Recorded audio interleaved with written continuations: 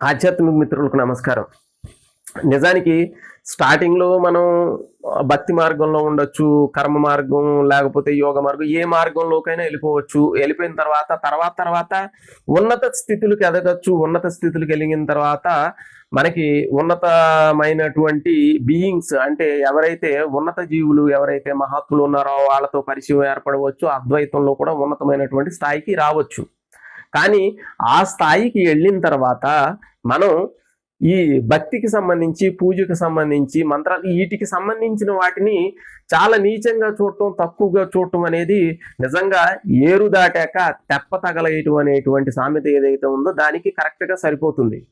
నిజానికి నువ్వు ఎక్కి వచ్చినటువంటి మెట్టిని ఏ రోజైనా కానీ గౌరవించాలే కానీ తక్కువగా చూడటం అనేది సరి అయినటువంటి విషయం కాదు. కాబట్టి దేనిని కూడా కించపరచడం కానీ ద్వేషించడం కానీ రాగద్వేషాల్లో మునిగిపోవటం అనేది ఏదైనా జరిగింది అంటే అది ఎక్స్ట్రీమ్ లెవెల్లో ఉంది అంటే ఖచ్చితంగా అది ఆధ్యాత్మికతకి ఆటంకమే అవుతుంది కానీ అదైతే ఉన్నతమైనటువంటి స్థితి వైపు నడిపించదు.